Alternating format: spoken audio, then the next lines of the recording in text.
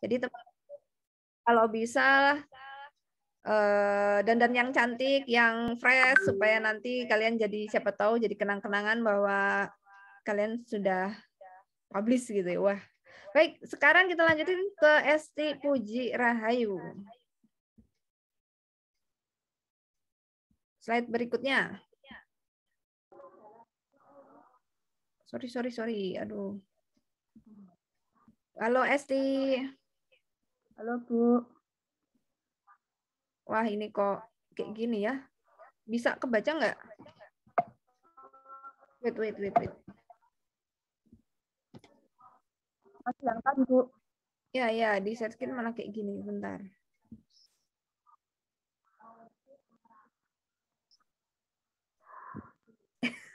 Tunggu ya. Ya. Tiba-tiba jadi error. Dia tegang ini ngelihat Esti jadi terkagum-kagum. Nah, ini sudah. Ya, slide berikutnya silakan Esti Puji Rahayu dibaca. Pengertian etika menurut para ahli. Pertama, Dr. Andes OP Simonangkir. Etika atau etik sebagai pandangan manusia dalam berperilaku menurut ukuran dan nilai yang baik. Kedua, Dr. Andes Sidi Jalbas dalam sistematika filsafat. Etika adalah teori tentang tingkah laku perbuatan manusia dipandang dari segi baik dan buruk sejauh yang dapat ditentukan oleh akal. Ketiga, Dr. Andes Burhanuddin Salam. Etika adalah cabang filsafat yang berbicara mengenai nilai dan norma moral yang menentukan perilaku manusia dalam hidupnya. Oke, berarti ada 3 ahli yang menyatakan etika itu punya definisi yang berbeda ya, teman-teman. Tuh, jadi masing-masing. Nanti kita lihat gimana kesamaannya. Oke, silakan. Etika Bertens 2001. Ilmu tentang apa yang baik dan apa yang buruk tentang hak dan kewajiban bermoral atau akhlak. 2. Kumpulan asas atau nilai yang berkenaan dengan akhlak. 3. Nilai mengenai dasar benar dan salah yang dianut suatu golongan atau masyarakat. Ya, jadi menurut Kak Bertens ada 3 yang dimaksud dengan etika gitu ya. Ilmu baik buruk untuk menilai baik dan buruk, tapi dasarnya adalah kewajiban moral, juga kumpulan sebuah nilai yang berkenaan dengan budi pekerti, juga yang ketiga yang dianut dari golongan atau masyarakat tertentu. Jadi baik buruknya tergantung masyarakat tersebut ya. Baik, yuk lanjut lagi. Etika dan moralitas. Moralitas berasal dari bahasa Latin mos atau tunggal atau mores jamak yang berarti adat, istiadat atau kebiasaan.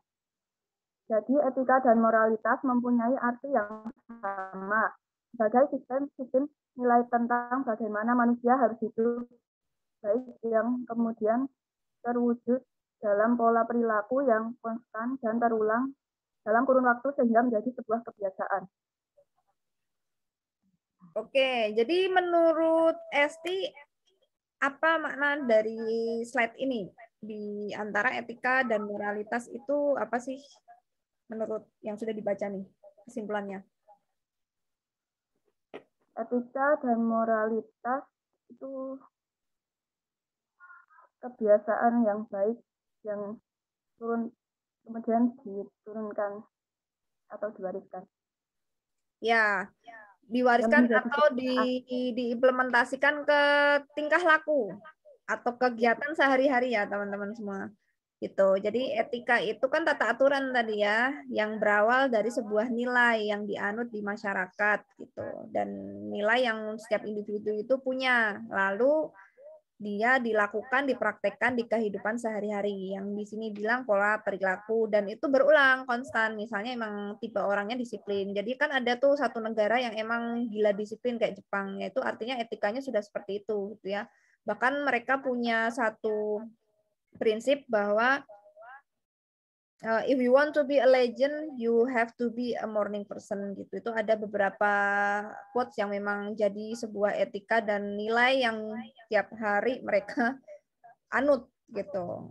Tuh, orang Jepang ya rata-rata disiplin gitu. Nggak bisa terlambat 1 menit aja. Jadi pernah ada temen nih cerita aja pacaran sama orang Jepang terlambat datang buat ngedate gitu.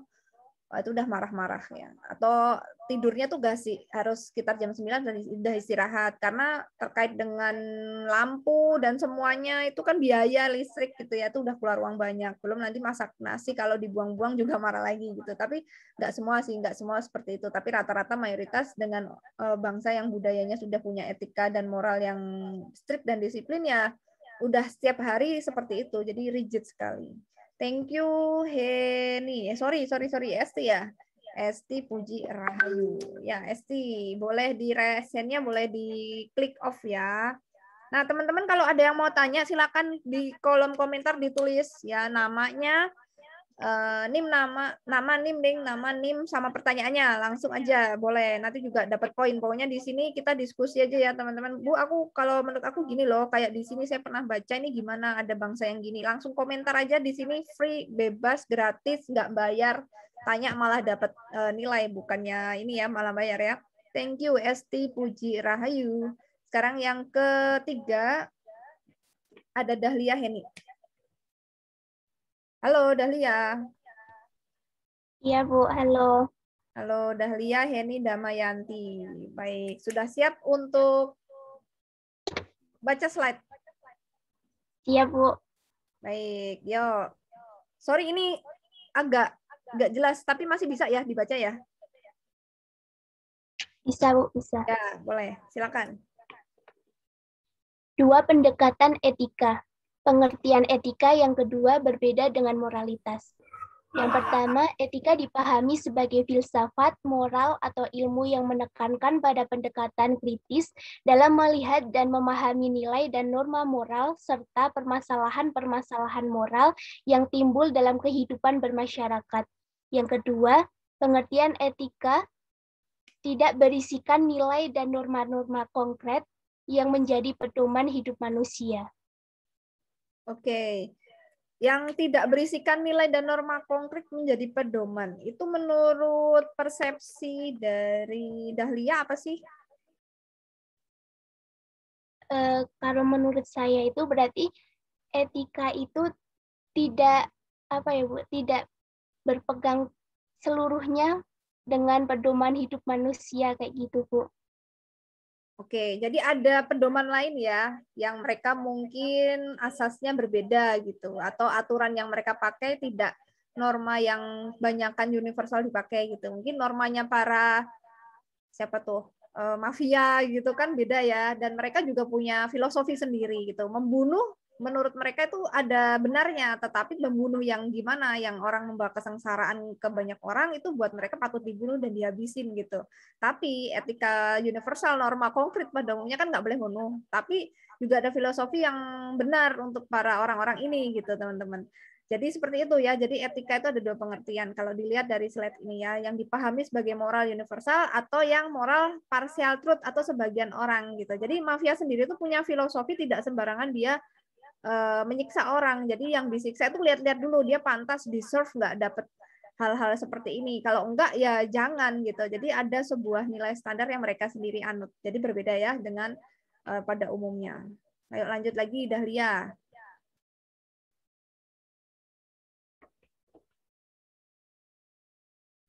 Pengertian etiket. Dalam Kamus Umum Bahasa Indonesia, etiket yaitu dalam bahasa Perancis, adat, sopan, santun, atau tata krama yang perlu selalu diperhatikan dalam pergaulan agar hubungan selalu baik. Ya, pernah dengar kan istilah etiket ya, bukan etika, etiket. Itu lebih ke operasionalnya etika. Gimana sih cara menjalankan etika di Amerika kalau misalkan jadi student lagi keluar negeri dan pertukaran pelajar gitu ya. Pasti kan ada show culture. Nah, mereka punya aturan-aturan gimana hidup di sana gitu. Etiketnya seperti apa gitu. Dan apalagi di Jogja itu agak berbeda dengan mungkin di kota lain. Itu cara-cara untuk melaksanakan etika disebut dengan etiket gitu ya, tata keramanya yang perlu diperhatikan yang bentuknya operasional banget gitu gitu ya, supaya kita bisa berinteraksi dengan baik dan nggak shock culture lagi yang terlalu berlebihan gitu ya. Yuk, yang berikutnya ini yang slide ketiga ya, Dahlia ya. Iya, Bu. Ya, 4 silakan. perbedaan etiket dan etika.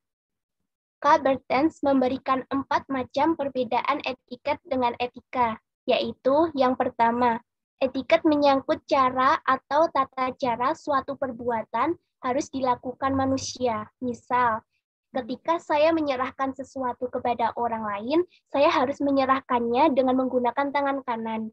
Jika saya menyerahkannya dengan tangan kiri, maka saya dianggap melanggar etiket. Ya, ini aturan pertama gitu ya, perbedaan etika dan etiket. Tadi dan saya sudah jelaskan, etika itu adalah bagaimana sebuah nilai yang dianut dan itu jadi budaya dan dilakukan sehari-hari. Nah, cara menjalankan budaya itulah gimana gitu ya. Kan setiap budaya beda-beda, orangnya beda, warganya beda, beda budaya, beda nilai. Nah, ini salah satu cara budaya, yaitu tadi ya, kalau mau menyerahkan sesuatu pakai tangan kanan. Boleh nggak pakai tangan kiri? Ada nggak sih belahan dunia ini menurut Dahlia yang pakai tangan kiri? Lewat tangan kiri atau Pasti sesuatu yang ada, sebelah Bu. kiri? Nggak ada ya? Atau sesuatu yang sebelah kiri itu dianggap positif, ada nggak di dunia ini? Selain Indonesia kan kalau jalan di kanan, apa di kanan gitu. Ada nggak yang nyetirnya tuh bukan di kanan tapi setirnya di kiri? Ada nggak? Ada, Bu. Ya, nah memang seperti itu. Itulah tata cara berbeda-beda ya. Nah ini perbedaan etiket gitu. Baik, terima kasih Dahlia. Iya, Bu, sama-sama. Nah bisa diturunin handnya gitu ya di Ovin. Sekarang Fal Azhar. Ya, silakan pertanyaannya masuk aja dulu. Baru setelah slide selesai kita akan ada diskusi atau mungkin nanti saya cek ya kalau ada hubungannya dengan materi saat itu waktu tiba-tiba teman-teman lagi baca. Yuk Fal Azhar, halo. Halo Ibu. Halo. Gimana kabarnya? Sehat Bu, Alhamdulillah. Alhamdulillah. Sudah siap ya untuk menyajikan dan menginformasikan ke teman-teman semua. Ya, silakan. Pak Ashar. Etiket, kedengaran kan Bu? Ya, Mendengar nggak? Ya. Etiket dan etika. Etika menyangkut cara dilakukannya suatu perbuatan sekaligus memberi norma dari perbuatan itu sendiri. Misal, dilarang mengambil barang milik orang lain tanpa izin karena mengambil barang milik orang lain tanpa izin sama artinya dengan mencuri. Jangan mencuri, merupakan suatu norma etika. Di sini tidak dipersoalkan apakah pencuri tersebut mencuri dengan tangan kanan atau tangan kiri. ya. Jadi menurut Fal Azhar, mencuri itu boleh nggak? Enggak, Bu. Tidak boleh. Tidak boleh. Berarti dia melanggar apa? Melanggar norma etika atau melanggar etiket atau gimana? Melanggar etika. Melanggar etika atau aturan yang disepakati bersama ya, gitu.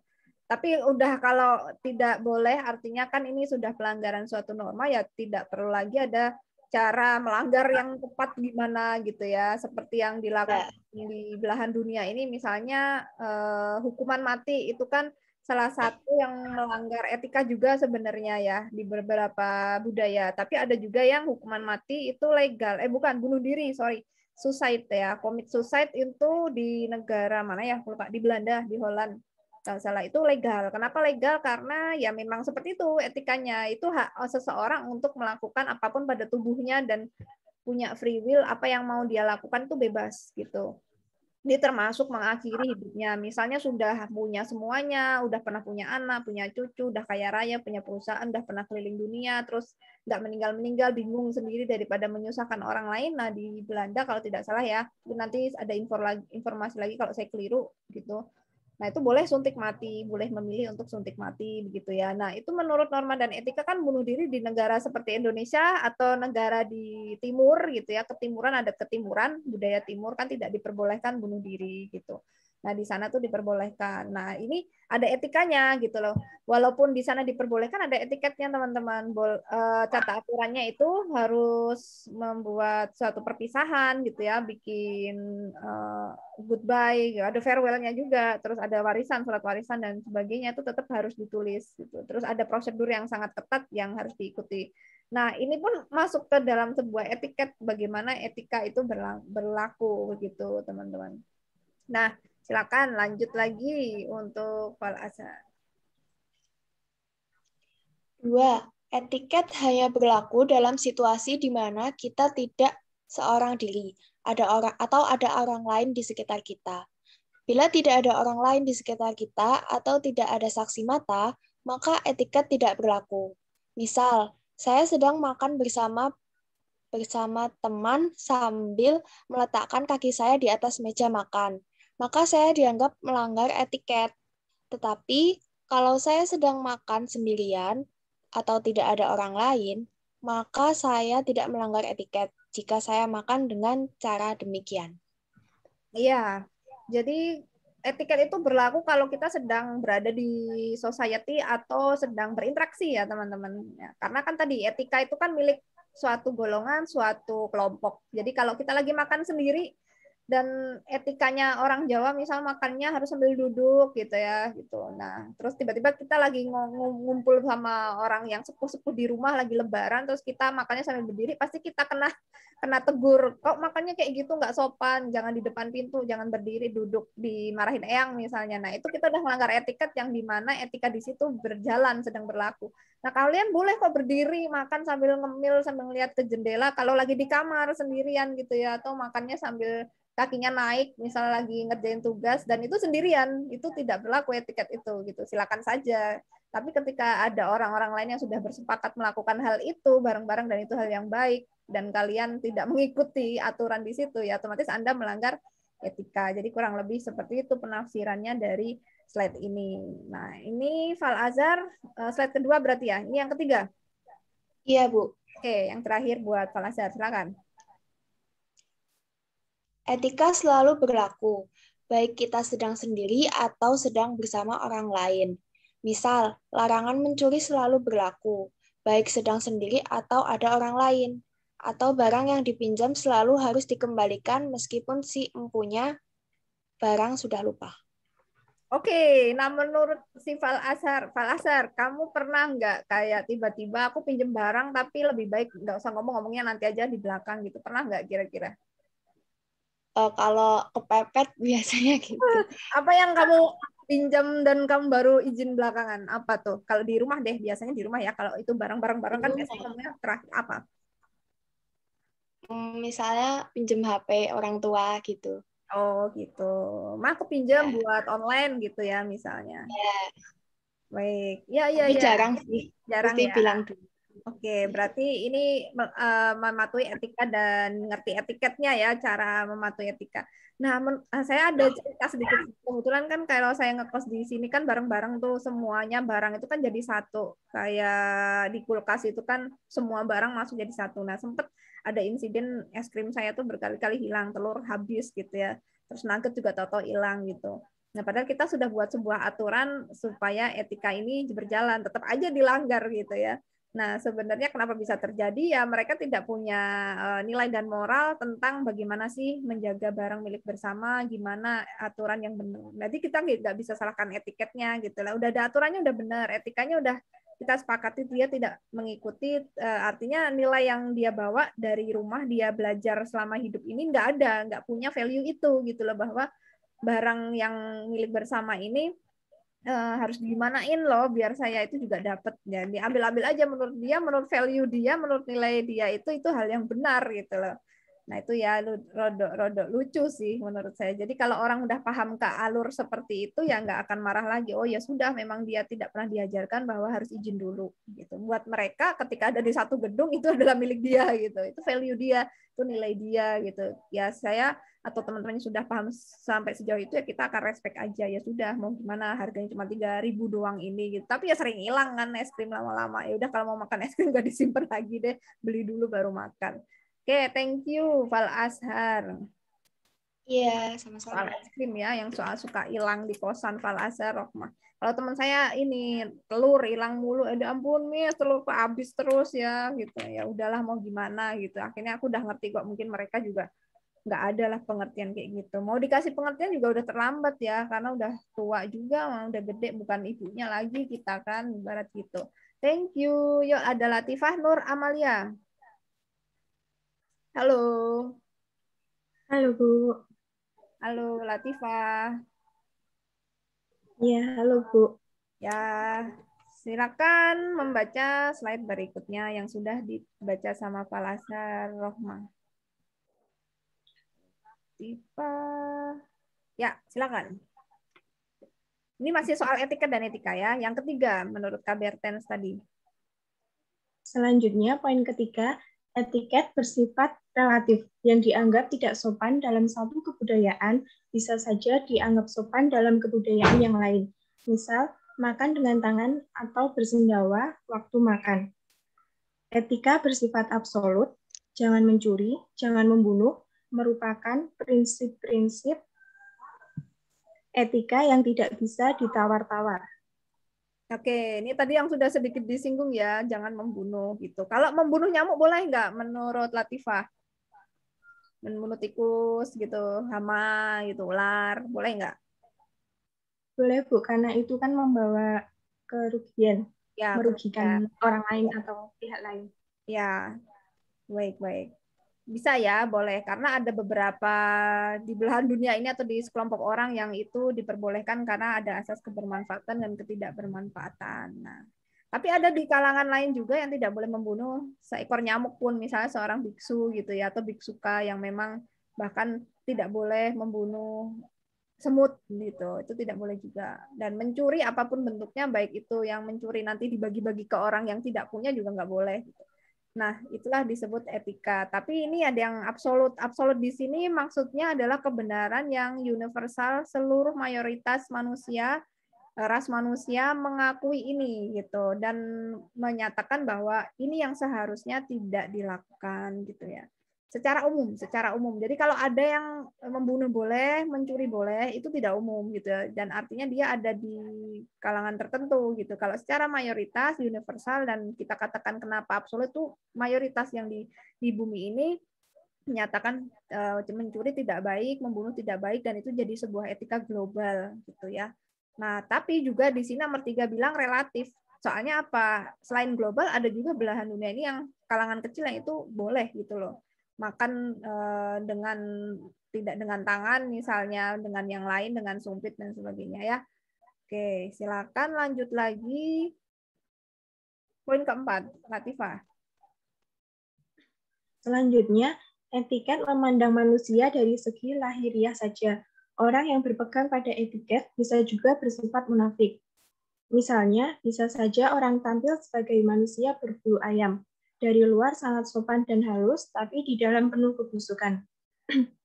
Etika memandang manusia dari segi dalam. Orang yang etis tidak mungkin bersifat munafik, sebab orang yang bersikap etis pasti orang yang sungguh-sungguh baik. Ya, menurut Latifah, ini gimana maksudnya? Ada manusia berbulu ayam segala nih, atau serigala berbulu domba gitu misalnya.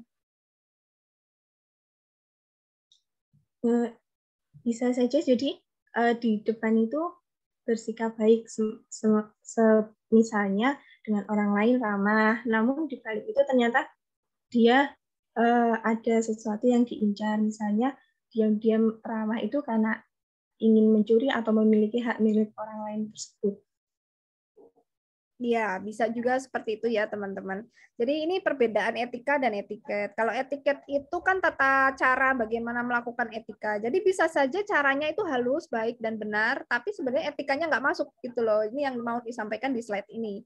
Etikanya itu kan seseorang harus jujur, tidak boleh bohong ya. Kalau emang nggak suka bilang nggak suka, tapi secara etiket nggak bisa kayak gitu. Di sini tuh nanti kalau bilang jujur akan menyakiti dan kita malah nggak dianggap gitu. Akhirnya kita pakai topeng, pakai persona yang lain, mengakui bahwa oh enak kok makanannya biar menghormati misalnya ya. Dan akhirnya di sini kan etiketnya kita jadi sifatnya munafik. Jadi etiket atau aturan itu yang tadi saya bilang kita boleh kok makan kakinya di atas tapi di kamar. Artinya kan kita sudah membohongi etika yang sebenarnya berlaku di masyarakat tapi tidak ada orang lain gitu di situ. Nah, ini yang ingin ditekankan itu perbedaan etiket dan etika. Jadi etiket itu melihatnya hanya di luarnya aja, dibentuk tata aturan caranya. Tapi kan cara itu bisa kita langgar.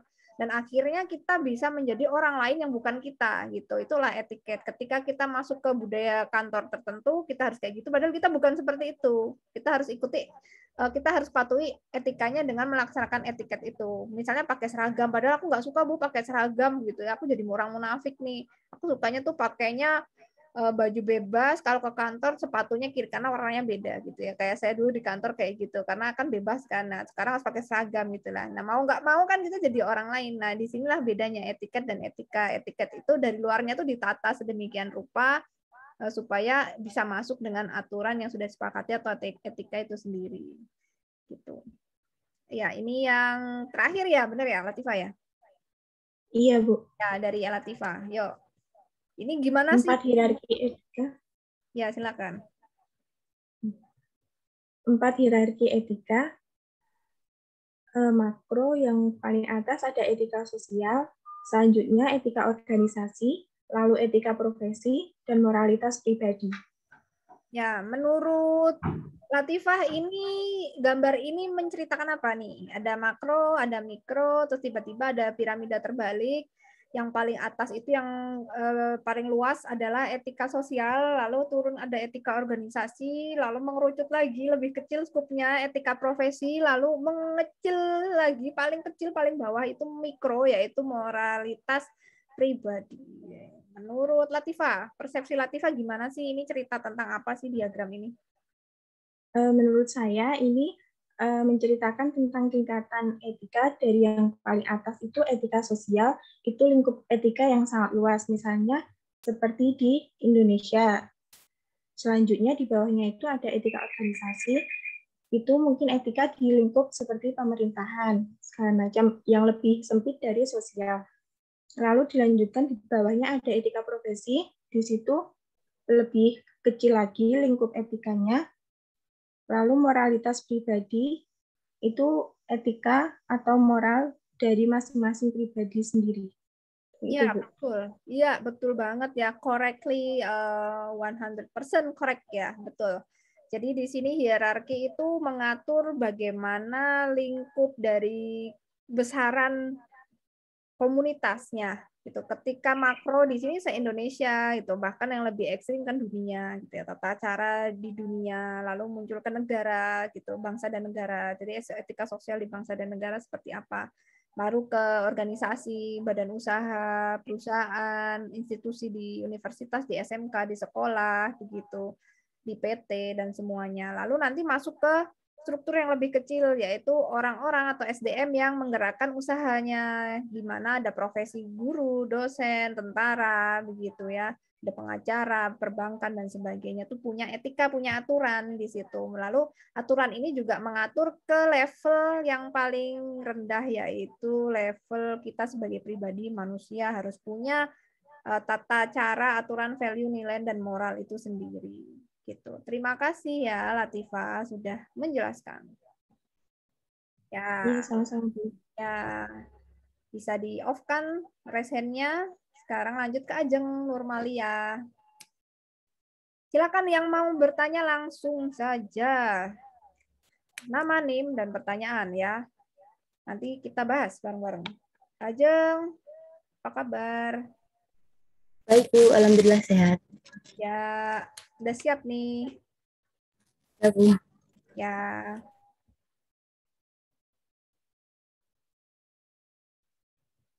Silakan. Prinsip etika dan perilaku. Yang pertama, kejujuran atau honesty. Yang kedua, memegang prinsip atau integrity. Yang ketiga, memelihara janji atau promise keeping. Yang keempat, kesetiaan atau fidelity. Yang kelima, kewajaran atau fairness. Yang keenam, suka membantu orang lain atau caring for other. 7, hormat kepada orang lain, respect for other. 8, warga negara yang bertanggung jawab atau responsibility citizenship. Yang ke-9, mengejar keunggulan atau pursuit of excellence. Yang ke-10 dapat dipertanggungjawabkan atau accountability. Baik, ada 10 prinsip di sini sebenarnya. Prinsip itu apa sih kalau menurut Ajeng? Prinsip itu apa ya? Prinsip itu seperti sesuatu yang membentuk suatu etika itu, Bu. Jadi kayak kejujuran, memegang prinsip itu adalah hal-hal yang diperlukan untuk etika ya, menurut saya. Ya, betul. Bisa. Prinsip itu apa yang menjadi fondasi kita berpikir, berbicara, dan juga berperilaku. Itu pedoman utama atau fundamental how people think, do, and speak. Jadi ketika 3 ya, pikiran, perkataan, perbuatan itu tidak bisa serta-merta berjalan tanpa adanya sebuah fundamental atau ada aturan yang mengikat gitu. Nah, ada nilai atau didasari oleh apa. Nah, dasar-dasar kita berpikir, bertindak, berlaku, berbicara itu ada 10 prinsip gitu. Ada 10 cara ini gitu, berdasarkan 10 hal ini. Jadi kalau berpikir itu harus jujur, berkata jujur, berbuat juga harus jujur gitu ya. Jadi kadang kan ada konflik batin enggak? Kadang Ajeng misalnya aku harus ngomong jujur gitu ya. Tapi ketika perlakuannya aku kalau jujur nanti gini. Jadi kan sering kayak teman-teman di pikiran bahwa ada teori jujur tuh gini. Tapi perlakuan kita kadang berbeda gitu loh. Nggak sinkron. Nah, disinilah kembali ke prinsip. Kalau memang prinsipnya harus jujur, berarti semua perlakuan, perkataan, perbuatan harus jujur. Di sini agak susah ya teman-teman. Kalau nilainya kita tidak kuat, biasanya gitu. Akan susah untuk diimplementasikan. Ya, ada suka membantu orang lain. Nah, dari ke-10 nilai ini, Ajeng paling bisa punya prinsip yang paling itu Ajeng banget yang mana? Mungkin yang melihara janji, memegang prinsip, sama memelihara janji, memegang apa? Kesetiaan, hormat kepada orang lain. hormat kepada orang, respect. Ya, oke. Ya. Wah, ini orang yang suka megang janji ya nih, berarti Ajeng nih orangnya keeping promise banget ya. Wah, keren. Kalau teman-teman, menurut teman-teman yang lain ini, boleh ya nanti diketik di kolom komentar dari 1 sampai 10 mana yang paling susah. Silakan ketik sekarang.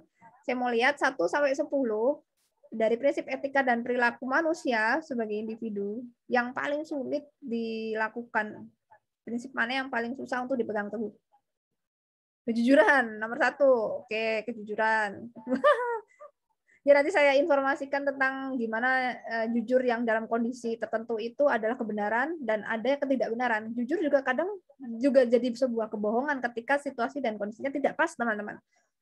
Tapi nanti masuk bukan di pertemuan ini ya, pertemuan di kebahagiaan, kebijakan, kebijaksanaan. Nanti yang kelima, di minggu kelima kita akan membahas tentang kejujuran. Terus seperti jawab apa sih kebenaran atau ketidakbenaran. Banyak banget nih, kejujuran, tanggung jawab. Yang paling susah dapat dipertanggungjawabkan. Kenapa pada nggak bisa bertanggung jawab ya?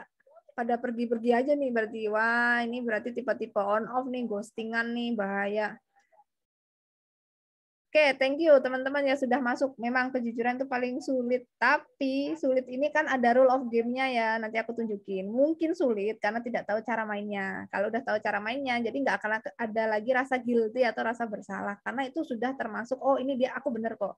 Walaupun aku bohong, ini masuk kategori benar gitu. Ada kejujuran ketika dia situasi dan kondisinya pas, dia masuk ke sebuah kebenaran. Tapi kalau nggak pas, jujur tuh bisa jadi sebuah kebohongan loh, ketidakbenaran. Nah, tapi berdasarkan apa? Berdasarkan asas apa bisa dikatakan bahwa jujur yang benar tuh gimana, jujur yang tidak benar gimana tuh ada dasarnya.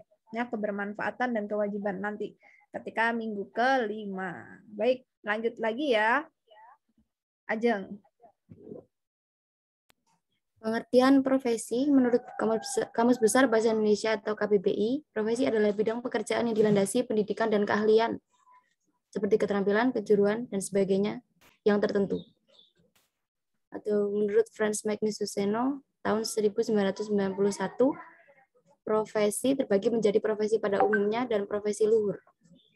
Ya, ini kita udah masuk pokok bahasan yang subtopik yang berbeda. Tadi kan udah selesai yang terkait dengan prinsip etika dan moral, tapi nanti kita masuk ke skup mikro yang lebih kecil lagi ya, yaitu profesi, supaya ngelihat etika profesi seperti apa sih gitu. Nah, ini dia profesi. Jadi bidang pekerjaan di mana dia ini harus expert di bidangnya, udah ahli. Jadi orang yang ahli itu dikatakan profesional profesi. Jadi nanti teman-teman semua ini kalau lulus dari ADP profesinya bakal jadi guru gitu ya. pendidik, teacher, atau juga menjadi seorang administrator gitu ya. Jadi atau seorang IO, entrepreneur dan sebagainya. Itu profesi karena Anda ahli di bidang keterampilan tersebut gitu. Ini ada 2 jenis, yaitu profesi yang pada umumnya dan profesi luhur. Profesi luhur kalau menurut Ajeng apa sih? Profesi luhur. Profesi pada umumnya itu seperti guru atau bagaimana ya Bu? Saya juga masih kurang paham Bu. Ya, nggak apa-apa. Kalau persepsi aja, persepsi bebas kan, jadi nggak ada benar salah. Jadi yang di pikirannya Ajeng, yang luhur tuh apa gitu. Kira-kira aja, kira-kira ditebak. Siapa tahu benar, siapa tahu benar. Salah juga nggak masalah. Profesi luhur. Tebak aja, tebak. Ya. Dokter Bu. Ya, oke, boleh. Itu umum juga ya dokter ya.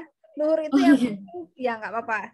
Luhur itu ya seperti agama, itu bisa dikatakan sebuah profesi dan sebagainya, atau spiritualis gitu ya, atau juga kiai, ulama dan sebagainya, atau seorang penasehat. Biasanya di kementerian tuh punya penasehat dan itu dikatakan profesi. Tapi kan konselor misalnya, nah itu nggak terlihat. Nah itu profesi, sudah dibayar mahal kadang ya. Seperti itu. Ya kan pernah nih cerita di sebuah kerajaan di Indonesia itu pasti ada penasihatnya. Dan penasihat itu kan nggak pernah ditunjukkan di depan ya, pasti ada di belakang, tapi dia jadi tangan kanannya raja misalnya, atau jadi tangan kanannya manajer dan sebagainya. Profesi juga gitu ya. Atau pendamping spiritualis lah istilahnya gitu ya, penasehat atau dan sebagainya. Nah itu menurut Fran Magnis Suseno. Ini aja udah yang slide ketiga ya. Baru kedua Bu kayaknya. Oke, aku lupa ya, tolong diingetin sendiri ya. Ini kan udah mulai banyak soalnya. Benar, yang kedua. Iya. Oke, ini yang terakhir buat Ajeng berarti slide-nya. Silakan. Penjelasan untuk menurut Frans Magis Suseno, profesi pada umumnya terdapat 2 prinsip yang wajib ditegakkan, yaitu yang pertama prinsip agar menjalankan profesinya secara bertanggung jawab dan hormat terhadap hak orang lain. Untuk profesi luhur juga terdapat 2 prinsip yang penting, yaitu yang pertama mendahulukan kepentingan orang yang dibantu, dan yang kedua mengabdi pada tuntutan luhur profesi. Ya, jadi ini penjelasan secara umum saja bahwa profesi yang pada umumnya itu kan memang ada tanggung jawabnya gitu ya. Tapi juga yang luhur juga ada tanggung jawabnya begitu. Tapi entah kenapa yang jadi bertanggung jawab tuh ya bukan dia langsung sih sebenarnya ya, tapi yang mengambil sebuah keputusan begitu. Intinya juga sama-sama mengabdi dan mendahulukan kepentingan yang dibantu. Intinya sama saja sih. Baik, terima kasih Ajeng. Sama-sama Bu. Ya, boleh di-off kan hand-nya, tangan kuningnya. Ya, sekarang Erlinda Triana. Halo. Halo Bu. Halo Erlinda, gimana kabarnya? Sehat-sehat? Alhamdulillah sehat Bu. Baik, yuk kita melanjutkan ya. Silakan, ini pengertian moral, beda subtopik. Silakan Erlinda. Ya, pengertian moral. Moral berasal dari bahasa Latin atau mos, jamak, mores, yang berarti kebiasaan atau adat. Kata mos atau mores dalam bahasa Latin sama artinya dengan ethos dalam bahasa Yunani. Di dalam bahasa Indonesia, kata moral diterjemahkan dengan arti susila. Ya, berasal dari kata mos, artinya susila atau budi pekerti atau sopan santun, gitu ya. Dan ini contohnya bisa tentang respect, loyalty, itu sama aja. Sama seperti contoh tadi ya. Ya, yang kedua, silakan. Pengertian moral menurut para ahli. Menurut Chaplin, tahun 2006, moral mengacu pada akhlak yang sesuai dengan peraturan sosial atau menyangkut hukum atau adat kebiasaan yang mengatur tingkah laku.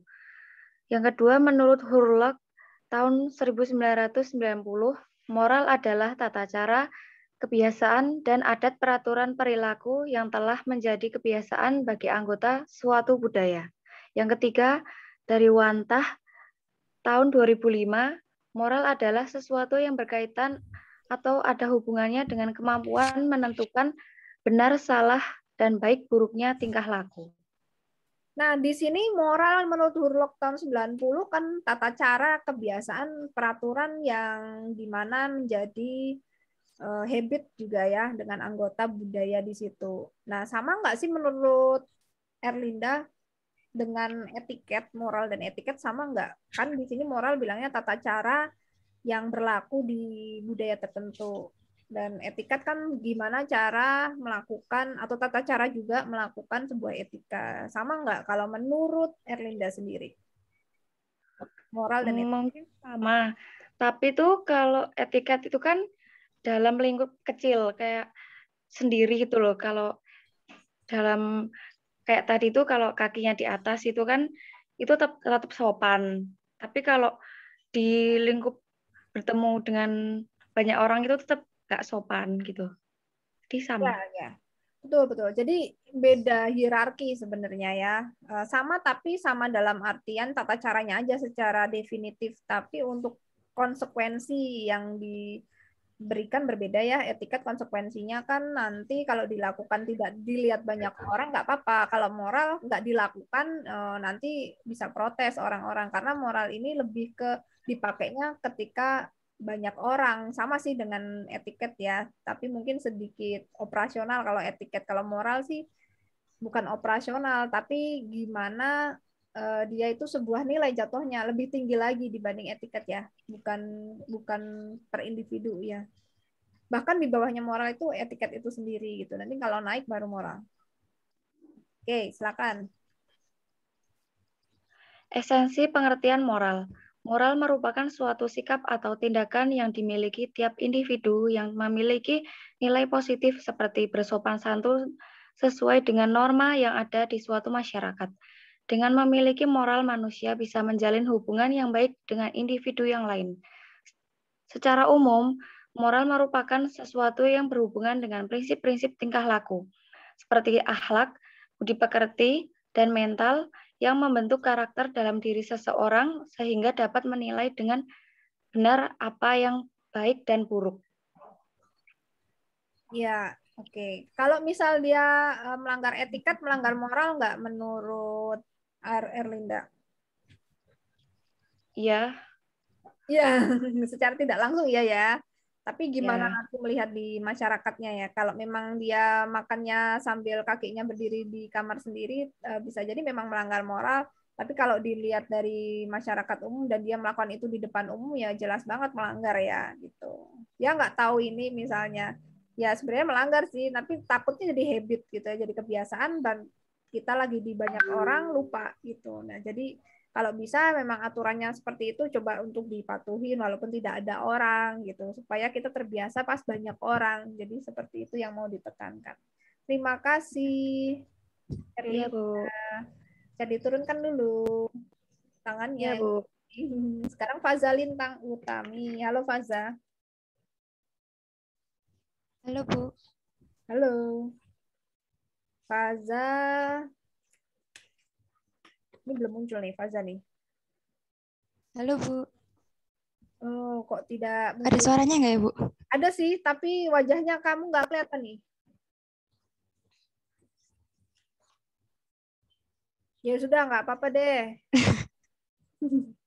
Oh, iya. Silakan. Kayaknya itu Bu, putus-putus sinyalnya. Ya, nggak apa-apa, nggak apa-apa. Faza, silakan dibaca slide tentang macam-macam etika. Ini bagiannya Faza.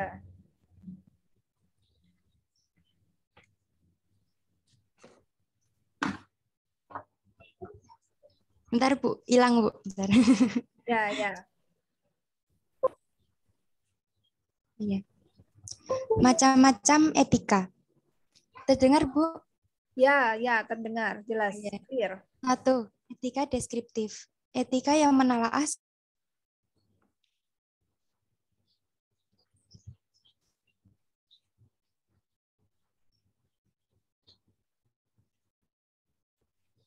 Agak susah sinyalnya kayaknya ya.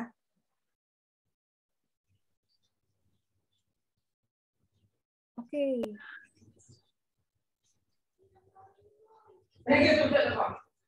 Faza, suaranya hilang. Faza, mohon maaf. Suaranya tidak terdengar.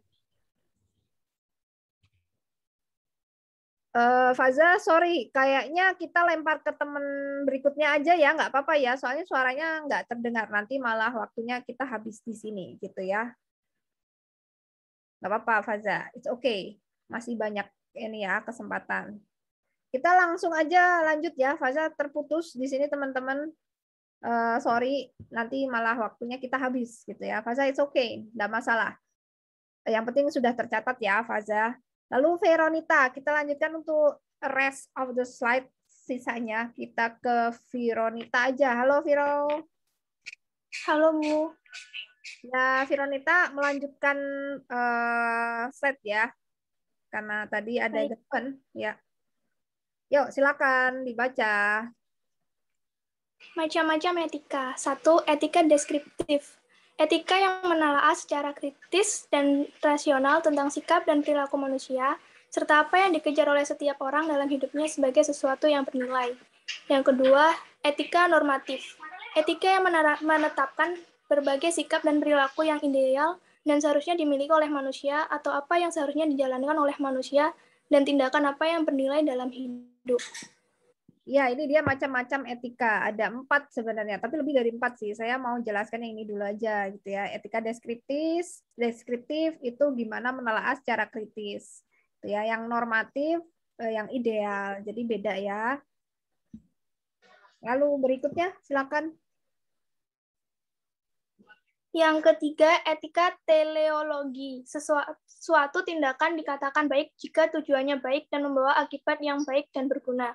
Keempat, etika deontologi. Etika deontologi menekankan kewajiban manusia untuk bertindak secara baik. Jadi, etika deontologi yaitu tindakan dikatakan baik bukan karena tindakan itu mendatangkan akibat baik, melainkan berdasarkan tindakan itu baik untuk dirinya sendiri. Oke, nanti akan saya jelaskan lebih lanjut lagi soal ini ya, agak sedikit berbeda. Jadi di sini untuk judgement baik buruk itu berdasarkan banyak prinsip ya. Kalau teleologi baik buruk itu berdasarkan agama, prinsip dari ajaran yang kita anut masing-masing gitu ya. Kalau deontologi itu kewajibannya kita. Kalau profesinya kita ngajar, berarti menurut kita benar dan salah itu tergantung dari kapasitas kita punya profesi gitu. Dilihat dari profesinya. Kalau memang kita bukan seorang ahli yang di bidang virus atau bukan dokter dan kita ngomong tentang COVID ya, itu mungkin agak sedikit diragukan gitu ya. Secara etika kita bukan bidang itu loh, kita guru yang ngajarnya mungkin ke pendidikan atau bahkan beda ranah gitu, bukan kapasitas dan kewajiban terkait profesi kita bukan di dokter. Jadi kalau ngomongin soal COVID ya mungkin nggak sepandai atau sedikit orang-orang yang memang di patologi di memang virus gitu. Itu etika deontologi. Jadi bukan kapasitasnya dia harus berbicara sih seharusnya. Gitu. Silakan Veronita. Kesimpulan, dari berbagai macam pengertian di atas, maka dapat kami simpulkan bahwa etika suatu sikap seperti sopan santun atau tindakan lainnya yang mengatur hubungan antara kelompok manusia yang beradab dalam pergaulan.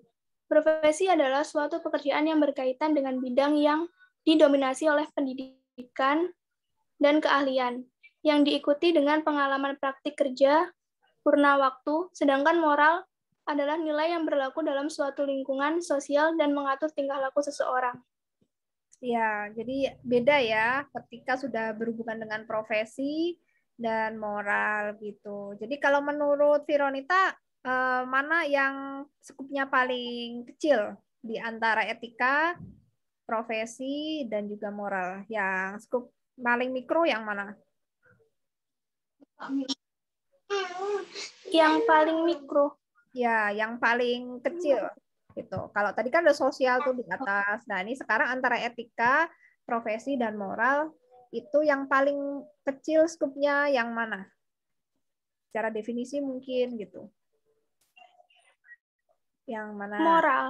Yang moral. Karena menyangkut individu ya. Baik dia profesinya apapun maupun Iya. punya profesi, dia harus punya nilai dalam dirinya tentang bagaimana jadi manusia yang punya pikiran, perkataan, perbuatan yang baik dan benar. Oke. Nah, sekarang lanjut lagi deh. Veronita lanjut lagi. Baca yang ini.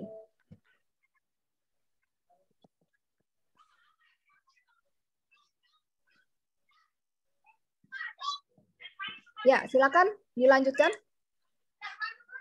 Kebenaran versus ketidakbenaran. benar dan salah di dalam teori. Ya. Mohon maaf, Bu, suara saya terdengar? Ya, terdengar. Agak Bisa. putus-putus. Ya, bisa.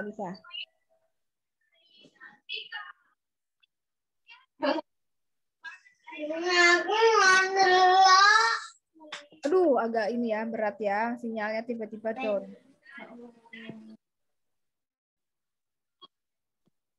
Oke, Veronita, sorry. Kayaknya suaranya hilang deh di sini ya. Maaf ya. Sorry. Jadi nanti malah habis di sini waktunya. Sorry Veronita, saya stop ya. Nggak apa-apa, it's okay. Ya, tadi kayak Faza, nggak masalah. Ya, nggak apa-apa. Saya handle aja. Oke, ini slide terakhir, teman-teman. Slide yang paling akhir, mungkin ini jatahnya saya untuk membaca slide ya, karena ini berat. Yang ini muatannya cukup ada tanggung jawab secara moral di generasi ke generasi. Jadi ini baru saya masukkan tuh tadi, baru aja detik-detik 5 menit mau mulai kelas, jadi saya harus memasukkan materi ini. Jadi mungkin nggak bisa dibacain ke teman-teman yang lain.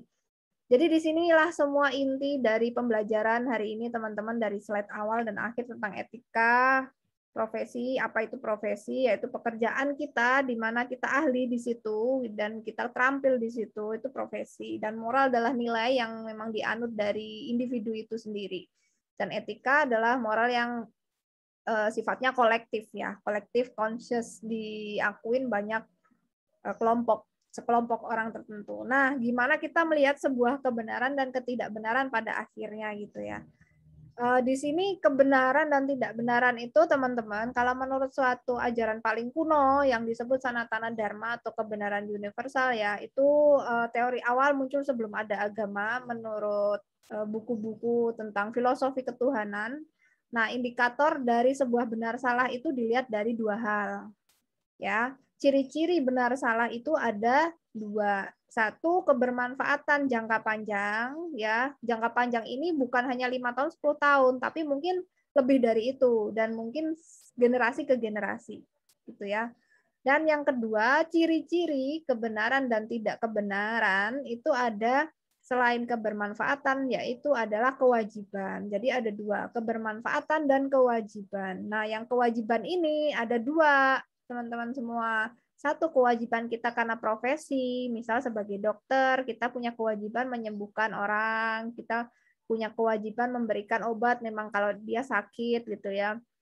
Nah, atau mengajar kalau dia guru, atau memberikan ilmu bermanfaat buat bekal dia bekerja. Nah, itu swadharma. Kita bilangnya kewajiban profesi.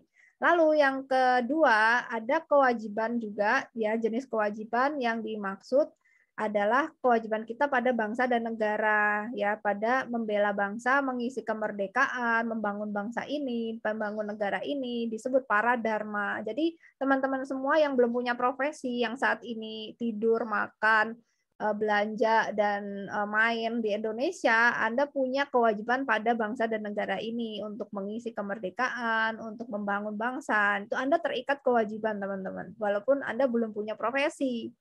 Ya, Anda punya kewajiban di sini.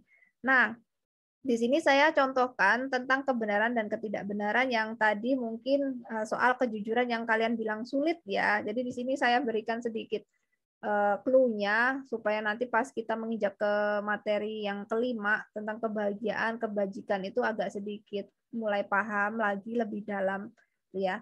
Nah, di antara kewajiban kalian kepada negara dengan profesi, semisal saya wajib nih kepada negara mengabdi, dan saya juga dosen begitu misalnya ya, atau saya juga seorang prajurit perang. Nah, mana nih kewajiban paling tinggi? Nah, ternyata kewajiban tertingginya adalah para dharmanya gitu, atau kita paling berat itu nilainya adalah kewajiban kita pada bangsa dan negara begitu, dibandingkan kita bertumpu pada profesi. Misalnya nih, menyampaikan suatu informasi, misal guru menyampaikan informasi kepada murid, itu kan kewajibannya. Tetapi ketika informasi yang disampaikan itu adalah mengandung unsur kebencian, mengandung unsur ketidakbenaran, dan memprovokasi antar warga negara, dan akhirnya mengancam keutuhan bangsa dan negara, kewajiban kita sebagai bangsa negara dan negara itu sudah terhapuskan. Artinya itu ketidakbenaran. Walaupun profesi kita mengajar benar, tetapi kita malah membahayakan negara ini. Artinya kita sudah melakukan ketidakbenaran karena ada nilai yang sudah dilanggar sebagai kewajiban pada negara. Dan juga dilihat kebermanfaatannya untuk jangka panjang negara ini. Artinya kan negara ini jadi terancam begitu ya. Atau juga misal kita membocorkan suatu informasi gitu di perusahaan. Benar nggak sih bahwa perusahaan Anda ini melakukan sebuah korupsi misalnya, dan kita misal kewajiban kita profesinya bukan di bidang itu untuk menginformasikan gitu. Tetapi kita sebagai warga negara harus bertindak benar, atau di perusahaan ini kita bertanggung jawab menyelamatkan perusahaan gitu ya. Nah, ini yang dinilai, yang dilihat kebermanfaatan jangka panjang. Kalau emang kita jujur dan jujurnya bisa menyelamatkan banyak orang dan bisa menyelamatkan lebih jauh lagi rentang waktu durasinya, sebaiknya itu yang dilakukan gitu. Itulah kebenaran yang sejati, bukan satu pihak begitu. Kalau dia punya kemanfaatan buat banyak orang dan itu untuk skup yang lebih besar, nah itu malah justru yang sebenarnya yang dimaksud dengan kebenaran gitu ya. Nah, Bu, kalau jujur yang tidak jujur itu yang gimana gitu ya. Nah, misal seorang prajurit nih gitu. Saya mau nanya aja deh, bebas ke Heni. Heni, kalau misalnya kamu ada di situasi seorang pegawai ya, Heni ada di situ nggak? Iya, Bu. Oke, Heni misal nih, Heni tuh bekerja di kantor A gitu. Nah, Heni sebagai asisten manajer yang tahu semua rahasia perusahaan nih, Heni. Terus tiba-tiba ada kasus di perusahaan bahwa CEO-nya ditangkap karena korupsi begitu. Lalu Heni tahu semua tentang informasi bagaimana korupsinya, terus menjadi saksi kunci di situ. Nah, tetapi ketika Heni jadi saksi kunci di pengadilan, kan Heni ada dua pertentangan batin ya. Pertama, saya harus menyajikan informasi jujur di depan hakim untuk menyelamatkan perusahaan ini dan karyawan yang lain gitu, supaya dapat tunjangan lain-lain ya karena mungkin dipecat.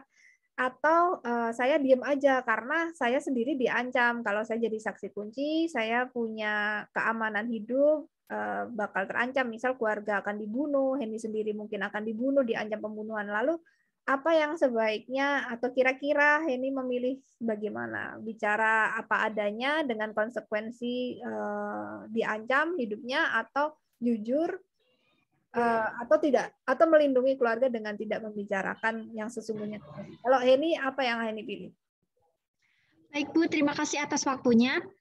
Kalau saya berada di posisi tersebut, saya akan memilih untuk jujur di pengadilan. Karena jika saya jujur di pengadilan, saya akan peran saya ini akan membuat seluruh anggota organisasi saya mendapatkan tunjangan seperti yang tadi Ibu katakan. Tetapi jika saya memilih untuk tidak jujur, itu saya akan mendapatkan manfaat, yang mendapat manfaat itu hanya saya sendiri. Maka saya lebih memilih untuk jujur. Selain untuk menegakkan keadilan, teman-teman saya yang di perusahaan juga akan mendapatkan manfaat dari kejujuran saya. Terima kasih, Bu.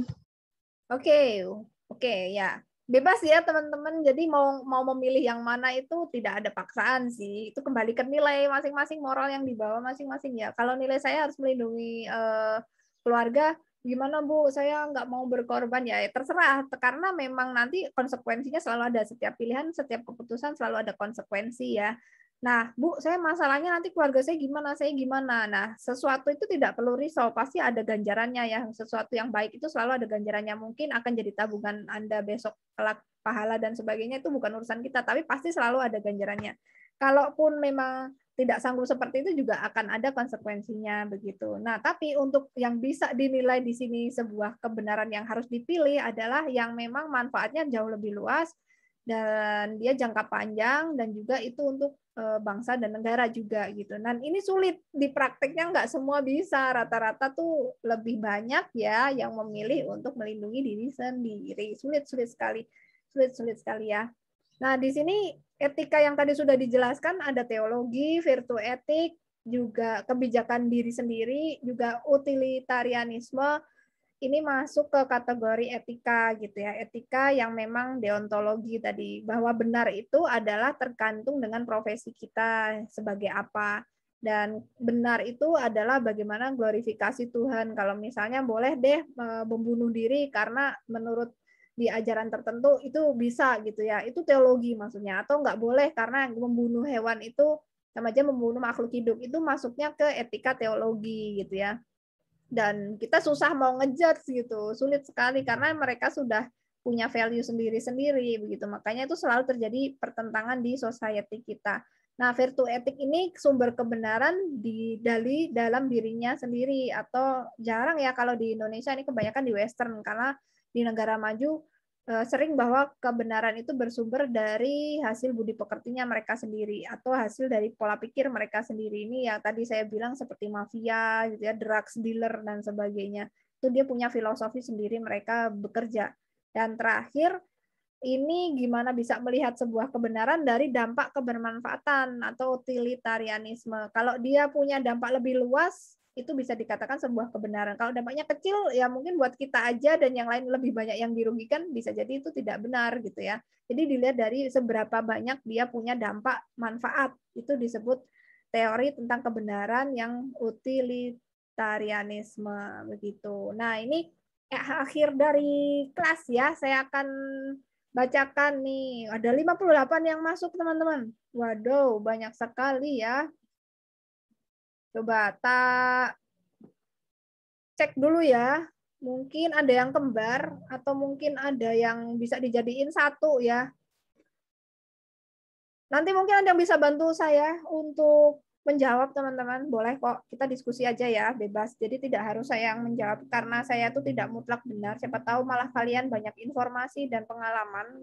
Mungkin di sini ada yang jiwanya jauh lebih expert, siapa tahu kan kita tidak pernah melihat sebuah usia, bahwa usia itu sendiri adalah just a number, bahwa jiwa itu yang sesungguhnya ya, kedewasaan jiwa itu yang sesungguhnya.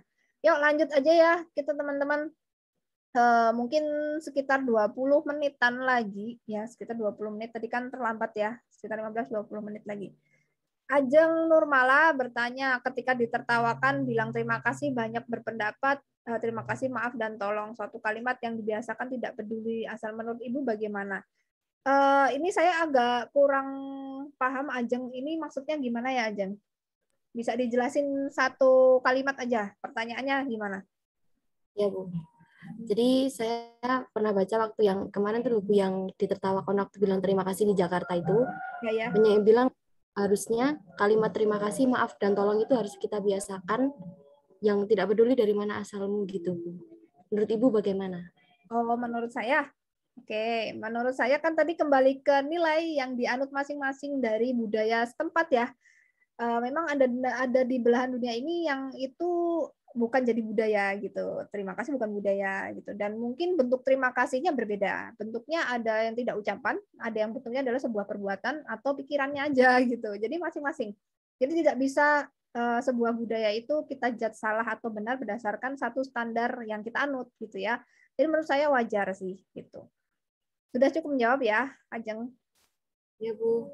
Oke, jadi kembali ke masing-masing yang prakteknya bagaimana yang mereka anut. Jadi tidak bisa dibenarkan dan disalahkan menurut satu standar saja di satu belahan dunia aja, nggak bisa. Gitu ya. Justru dengan beragam ini sebenarnya seru sih. Ya, thank you, Ajeng.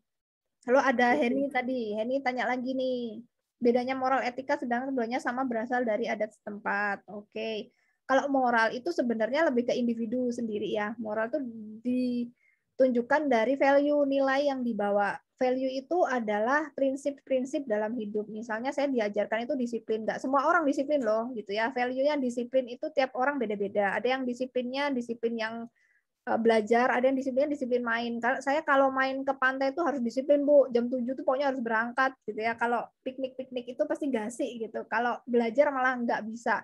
Nah, itu value, nilai. Jadi memang dia tipenya orang suka happy-happy dan nanti kerjaannya ya mungkin kalau mau diproyeksikan ke arah yang seperti itu gitu ya, ke arah yang di outdoor.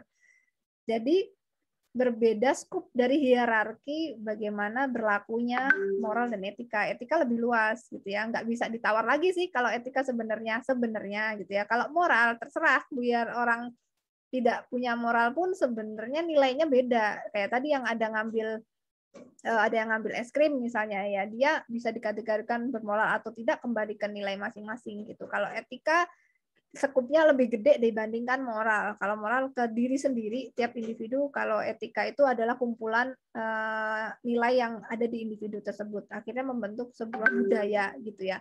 Jadi akar dari budaya perusahaan, akar dari budaya di rumah, budaya keluarga yang disiplin itu dari moralnya gitu ya. Kalau moralnya nggak disiplin ya mau bikin keluarga disiplin nggak bisa gitu. Jadi fondasinya dari moral individu sendiri. Gitu ya Heni. Ya Bu, paham Bu. Terima kasih. Oke, sama-sama. Yuk, ada Hansa menerapkan etika diri sendiri ketika lahir di tempat yang berbeda. Oke, cara menerima open-minded dengan etika yang baru berlawanan dengan yang biasa dilakukan seperti apa gitu ya. Oh, itu namanya shock culture. Jadi gini, pertama dalam hidup itu ada yang namanya kurva, teman-teman. Kurva shock culture ya. Shock culture itu bisa karena tempat dengan budaya yang berbeda, bisa karena situasi yang berubah, misalnya dari kantor yang lama ke kantor yang baru, atau dari lajang jadi menikah, dari yang belum punya anak tiba-tiba melahirkan, itu kan bakal shock culture ya. Nah, dalam hidup itu ada bentuk kurva gitu ya. Kalau kalian follow Instagram saya, di situ saya barusan aja nge-feed atau nge-posting tentang shock culture. Nah, di situ pasti kita crash sama budaya kita ya. Nah, itu wajar, satu wajar. Yang kedua, supaya kita open-minded, kita pahami bahwa hidup itu memang bentuknya berpola seperti itu, gitu ya. Dalam hidup itu pasti ada kurva menurun. Kalau kita tidak cocok dengan lingkungan, dengan situasi yang berbeda, itu pasti ada titik di mana kita di titik rendah, gitu. Nah, kalau kita sudah paham sebuah proses circle life cycle, nanti kita tidak kesulitan gimana kita untuk melepaskan bahwa hal yang berbeda itu bukan beban. Kalau belum paham itu sebuah cycle dan siklus, sulit gitu ya. Jadi pahami bahwa sesuatu yang nggak enak dan enak itu sebuah siklus dan akan seperti itu, tidak selamanya nggak enak, nggak akan selamanya crash, nanti bakal nggak crash gitu. Jadi ada prosesnya. Jadi pahamin dulu dan tekankan dalam pikiran bahwa ini tidak selamanya seperti ini, akan ada perubahan. Kalau kita memang tahu caranya berubah dan mau berubah, gitu ya teman-teman. Jadi caranya menerima adalah memahami ini adalah sebuah siklus yang wajar gitu ya. Nanti kalau misal mau ngelihat penjelasan lebih detailnya ada di postingan Instagram saya ya. Tuh, Talita, thank you ya Kansa. Ada Talita bertanya, Bu, tolak ukur etika dan moral itu apa? Tadi udah ya dijelasin. Tolak ukurnya tadi skup berlakunya berbeda. Kalau moral itu individu, nilai yang ada di individu masing-masing gitu ya. Kalau etika itu yang lebih gede lagi skupnya. Ya kumpulan dari individu tersebut yang punya nilai akhirnya membentuk sebuah budaya gitu ya. Jadi kebiasaan gitu ya. Jadi moral itu membentuk kebiasaan dari kolektif kelompok atau golongan. Arvelia, bingung tentang tolok ukur etika dan etiket.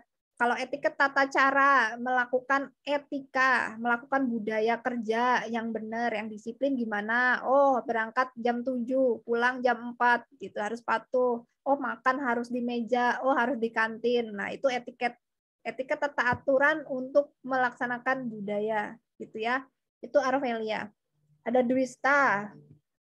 Kalau shock culture, bagaimana menyesuaikan aturan? Contohnya waktu SMP, asramanya perempuan, di SMA dicampur laki-laki. Wah, seru itu ya. Kalau buat saya seru itu. Wah, saya seneng. Kayak di luar negeri ya. Kalau dapat dormitory yang dicampur, itu pasti ada backyard party atau pesta di belakang kebun itu seru banget ya. Kalau nggak biasa shock culture, tapi ingat shock itu nggak selamanya sampai mati shock terus, nggak dong. Pasti ada proses kita bakal terbiasa. Udah sering rame lama-lama juga hambar kita udah biasa. Nah, gimana bersikap membatasi diri, tidak langsung membatasi diri terhadap laki-laki, gimana caranya? Pertama jangan ditolak kalau memang teman-teman merasa shock. Ya udah dibiarin shock dulu. Kalau udah capek rasa shocknya, lama-lama nanti hambar sendiri. Jadi jangan ditolak dulu. Diikutin aja. Kayak orang meditasi ya teman-teman. Aduh Bu, saya nggak bisa tenang. Pikiran saya kemana-mana. Ke cowok, ke tugas, ke dosen gitu ya. Ikutin aja, biarin, biar capek. Jadi pikiran itu seperti monyet yang berlari-lari. Jadi ikutin. Kalian merasa marah, jengkel diikutin. Tapi ingat, ada capeknya kan. Nah, kalau udah capek, saatnya Anda untuk mengikhlaskan. Sudahlah, nggak akan bisa berubah kalau kita ngikutin yang rasa capek terus gitu. Ketika sudah mulai ikhlas, letting go, biasanya nanti terbiasa gitu ya. Jadi nggak usah di denial dulu, diikutin aja, jalanin dulu aja, dirasain sampai akhirnya merasa di titik ya sudahlah. Akhirnya udah nggak loncat-loncat lagi, pikirannya mulai sudah bisa fokus. Gitu ya, Dita. Dada Soleh Fatoni bertanya, kaitan etika dan berbeda cara menyesuaikan. Tadi udah sama ya. Teman-teman kalau buat pertanyaan, semisal yang di atas mirip, jangan ditanyain lagi. Atau mungkin tanyanya kasusnya berbeda. Bu, saya pernah lihat contoh ini, itu menurut Ibu gimana? Kalau saya gini. Nah, itu mungkin agak sedikit kritis ya, malah saya lebih suka. Kalau diskusi dibuka aja. Afik nih, mungkin Afik mau bertanya. Silakan, silakan. Afik di on mic aja karena kayaknya sedikit terasa. Ya, silakan. Permisi Ibu, mau nanya. Silakan, Fik. Perihal tentang etika dan moral itu kan. Tadi kan dijelaskan bahwasanya beretika dan bermoral itu memiliki prinsip masing-masing. Bagaimana kita beradaptasi dengan lingkungan yang berbeda atau dengan tata cara hidup yang berbeda. Apakah kita tetap pada prinsip kita yang pertama tentang etika dan moral leluhur untuk mengikuti di alur tersebut, atau kita mengikuti alur dan menghilangkan sedikit demi sedikit moral dan etika yang tertanam dari zaman leluhur kita yang dulu. Seperti tadi yang dijelaskan, seperti ketika ada orang Jogja yang bekerja di Jakarta atau berprofesi di Jakarta, terus dia mengaplikasikan etika dan moralnya dahulu. Dah, Afik hilang deh. Ya, oke Afik. Thank you pertanyaannya. Saya sudah paham gimana caranya kita bisa mengikuti alur gitu ya, tanpa menghilangkan jati diri kita, ya kan? Yang dimaksud Afik gitu. Pertanyaannya bagus, Afik. Menurut saya kalau kita dikatain kampungan ketika bilang terima kasih, biarin aja. Kita nggak bisa kontrol orang mau bilang apa kan, gitu ya. Tapi kita hanya bisa kontrol apa yang ada yang di dalam diri. Ya sudah, tetap aja lakukan terima kasih tanpa harus mikirin orang lain ya. Don't listen to them. Itulah. Asalkan itu tidak melanggar dan tidak membuat ketidakbermanfaatan. Kalau itu punya manfaat dampak yang luas, kenapa enggak? Walaupun dikatain yang negatif gitu. Jadi selama itu kebenaran dan kebermanfaatannya luas dan itu tanggung jawab kita sebagai bangsa negara jadi orang yang sopan, lakukan saja. Tadi kan saya sudah bilang kebenaran itu dua sumbernya. Satu bermanfaat banyak orang, jangka panjang lebih luas, dan juga tanggung jawab kita pada negara ini gitu. Dan bilang terima kasih kan itu masuk semua. Dan walaupun dikatakan negatif, biarin aja gitu loh. Dan kita nggak usah nyerang balik dengan mengatakan hal-hal bahwa mereka kok kayak gini ya ngomongin gue gini, nggak usah, itu bukan urusan kita gitu ya, nggak perlu klarifikasi yang akhirnya menjatuhkan kita sendiri atau menjatuhkan banyak atau pihak lain gitu. Lakukan saja selama itu kebenaran dan bermanfaat serta punya tadi kewajiban kita sudah selesai memang sebagai negara. Terus tadi ada cerita yang backyard party atau pesta di belakang kebun. Kalau misal besok kalian keluar negeri dan sekolah melanjutkan di luar negeri itu pasti crash gitu loh, pasti crash. Kan mereka hobinya tuh kalau kita nongkrong minum kopi ya, minum ke kafe gitu kan. Kita nongkrong tuh sedih habit culture buat mereka nongkrong yang bukan di kafe atau bikin pesta kebun, mabuk misalnya minum terus bikini party di belakang grill itu hal biasa dan itu mereka banget gitu. Kalau nggak ngelakuin itu tuh mereka kayak ibarat kita kayak nggak hangout ngopi gitu. Dan ada saatnya kita satu dorm atau satu kontrakan dan banyak kamar dan mereka ada di situ itu kadang setiap minggu. Kadang saya nonton di YouTube tuh ada yang cerita gitu, saya dari Indonesia nggak pernah pesta kayak gitu, kaget gitu. Kaget dan teman saya yang dari negara lain yang di beda kamar semuanya ikut ke pesta itu setiap weekend loh, bayangin. Dan kita nggak pernah ada budaya kayak gitu kan, minum ngegrill sambil cewek-cewek datang terus bergiliran perkenalan.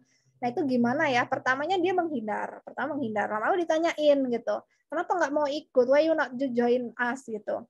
Saya nggak biasa, yang nggak apa-apa, yang penting lu kenalan aja gitu. Begitu udah kenalan, kalau emang nggak nyaman besok bilang aja, aku memang lagi nggak mau pesta. Jadi intinya tetap ngomong, misal dia nggak biasa minum kan, ya bilang saya nggak alkohol, bilang aja gitu. Justru ketika mereka tahu bahwa kita nggak bisa minum, kita cuma bisa 5 menit, 10 menit, dengan kita mengatakan moral kita segini loh, value kita ini loh, nilai yang kita punya dan kita sanggupnya ini, bilang aja gitu. Jangan menghindar dan ngeblok. Itu artinya malah bikin satu persepsi aneh yang malah menjadi-jadi buat orang-orang ini. Tersinggung.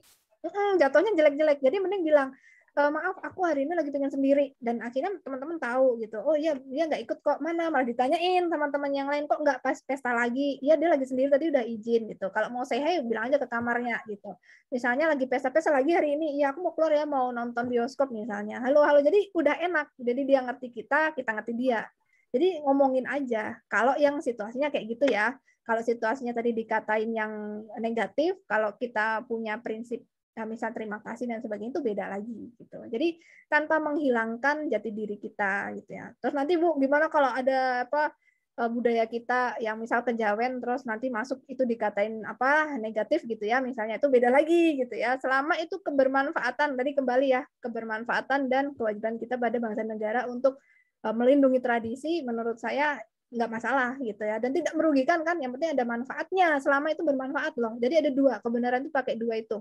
Yaitu itu udah ajaran paling kuno yang pertama kali manusia ada di bumi, namanya Sanatana Dharma. Jadi pakai itu saja sebagai tolak ukur kebenaran gitu ya. Kalau memang dikatakan tidak benar, tapi kok malah bermanfaat, itu kan dua bertolak belakang soal logika. Nah itu udah dipakai, itu udah bisa mengukur sebenarnya teman-teman. Gitu ya Afik. Oke. Dan teman-teman semua, thank you. Ada Dita ya, lanjut sedikit lagi ya. Nanti yang aku pilih aja deh, tolak ukur udah, salsabila, berubah-ubah sesuai zaman, etika relatif, bagaimana menanggapi. Sifatnya relatif, ya relatif karena kan zaman itu dinamis teman-teman. Nanti kalau misal aturan itu akan terus berubah sesuai dengan konteks di mana kita hidup gitu ya. Nanti bakal manusia diganti robot misalnya, itu ada pasti nanti ada pertentangan soal etika lagi di situ gitu ya. Bellboy diganti sama robot yang buat nganter-nganter koper, itu suatu saat akan ada crash seperti itu lagi nanti ya. Menurut saya relatif karena itu tadi bakal ada mengikuti faktor-faktor lain yang sesuai perkembangan zaman begitu. Amalia Putri, apakah etika bergantung budaya yang berlaku? Iya, betul ya. Bagaimana cara makan kan bergantung gitu. Ada yang pakai sumpit, pakai sendok, pakai tangan, atau bahkan pakai yang lain gitu ya, pakai piring dan nggak pakai piring. Nah, itu dia sesuai dengan budaya masing-masing. Lalu Lutfiatul, memiliki etika yang kurang baik di lingkungan berburuk etika dan moral. Gimana yang sudah terlanjur, yang punya etika nggak baik, berburuk etika dan moral. Maksudnya gimana ya? Bisa dijelasin Lutfiatul? Lutfiatul ada di sini nggak? Ada. Nah, gimana? Iya, izin bertanya, Bu. Bagaimana dengan seseorang yang sudah terlanjur memiliki etika yang kurang baik dan berada di lingkungan yang memperburuk etika dan moral itu sendiri? Bisa kasih contoh nggak? Implementasinya gimana yang kamu maksud, yang etika yang nggak baik yang menurut kamu gimana? Kayak misalnya saya punya temen ya Bu, terus dia tuh punya etika dan moral yang kurang baik gitu loh. Terus dianya sendiri juga. Contoh kegiatannya apa? Nggak usah sebut namanya lah. Contoh kegiatannya apa yang menurut Anda itu tidak beretika? Contoh perbuatannya apa-apanya, perkataannya atau? Iya, kayak caranya dia ngomong gitu loh. Menyakiti, menyinggung gitu ya, ngejudge gitu. Iya, bisa jadi. Oke, dikatain gendut ya pasti. Atau gimana? Body shaming ya. Oke, terus. Nih gitu gimana sih Bu? Oke. Apa namanya? Secara etika gitu ya. Kalau memang dia mengatakan hal itu dan melanggar kebermanfaatannya, dia menyatakan itu kan kembali ke ini ya, ke persepsi masing-masing gitu. Harus dilihat dulu contoh perbuatannya seperti apa secara rigid ya, karena nggak bisa ngarang-ngarang gitu. Jadi perbuatannya gimana, misal ngejudge sesuatu negatif atau apa, jadi dilihat dulu perbuatannya apa, karena etika kan luas banget. Terus dia masuk ke etiket, dia melanggar sebuah aturan dari etika itu atau tidak gitu. Kalau kira-kira melanggar dari aturan yang disepakati di etika budaya tersebut, ya iya dia memperkeruh budaya yang ada gitu ya. Nah itu yang kadang kita di bangsa ini lupa, bahwa bangsa ini punya etika sosial dan aturannya dilanggar semua gitu ya, tapi itu dianggap masih masuk ke etika, padahal itu bukan kesepakatan kita. Memang moral kita kan Pancasila, kalau di luar moral Pancasila pakai etiket yang lain, tata cara yang lain ya mungkin udah nggak sesuai etika sosial yang kita sepakati bersama. Gitu ya. Jadi dilihat dari awal bagaimana yang disepakati gitu. Harus dicontohkan dulu ya. Gitu ya.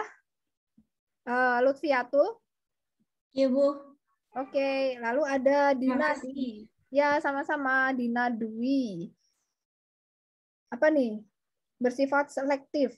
Gimana apa nih? Etiket dapat juga membuat orang baik di luar tetapi di dalam tidak baik gitu ya. Nah, gimana menilai etika orang tadi? Apakah bersikap selektif dan jangan percaya kepada seseorang gitu. Wah, ini jangan-jangan curhat ya.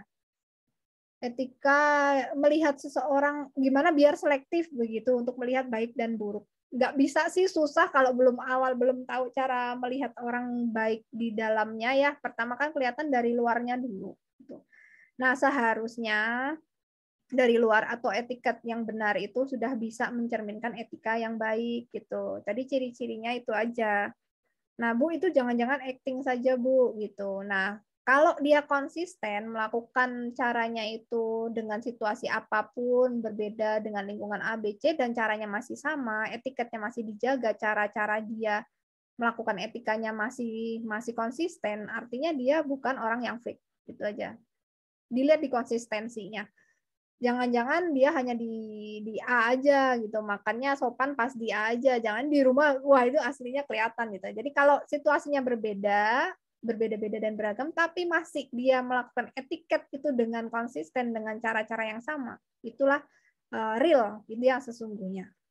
Ya kan kebenaran itu harus diuji dengan berbagai jenis situasi. Kalau sama, ya berarti itu yang benar. Kalau berbeda, jangan-jangan ada yang salah gitu ya, pasti ada sesuatu yang keliru begitu. Kan data kalau berbeda-beda pasti dipertanyakan. Oke, kita lanjut ya, dikit lagi. Ada Depi bertanya, moral dikatakan dasar pijakan dari etika. Apakah moral dasar pijakan? Iya betul ya, moral dasar pijakan dari etika. Yupita, hakikat dari moral dan etika sendiri. Tadi beda ya, moral kan dari individu, etika itu yang kumpulan dari sekumpulan nilai moral gitu ya. Christian, tidak peduli orang melanggar etika. Ini gimana nih maksudnya? Apakah orang punya etika baik tapi membiarkan tidak peduli orang lain melanggar etika merupakan etika itu sendiri? Oke, pertanyaannya Christian seru ya. Ketika dia punya etika yang baik, tapi dia tahu orang lain melakukan hal yang tidak baik, tapi dia diam saja, apakah itu termasuk dia itu punya etika atau tidak? Kembali lagi, dia tuh kewajibannya apa? Kapasitas di situ sebagai apa? Ya, kebenaran yang akan dia lakukan. Ingat ya, jadi orang baik itu tidak cukup. Jadi orang baik itu complicated, baik yang gimana? Baik pun juga harus benar gitu loh. Jangan-jangan saya ini melakukan dengan baik, tapi belum tentu benar, belum tentu situasi kondisinya pas. Kita bukan kapasitasnya, bukan kewajiban kita gitu loh. Oh, tapi kewajiban kita kepada negara, tapi lihat profesinya dong apa gitu ya. Terus lihat bermanfaat nggak kamu bicara ini, dampaknya malah kisruh apa enggak gitu. Jadi lihat lagi kembali kedua indikator dan ciri-ciri kalau ingin kita melakukan suatu sikap gitu ya. Apakah bermanfaat, apakah sesuai tanggung jawab kita, punya kewajiban atau enggak kita, ada kapasitas tidak di situ. Kalau tidak ya tidak usah gitu ya. Berarti memang harus dibiarkan, bahkan pembiarannya beretika. Karena ada dua asas yang sudah dilakukan. Oh, buat saya tidak bermanfaat kalau saya menegur dan justru malah jadi memperkeruh misalnya.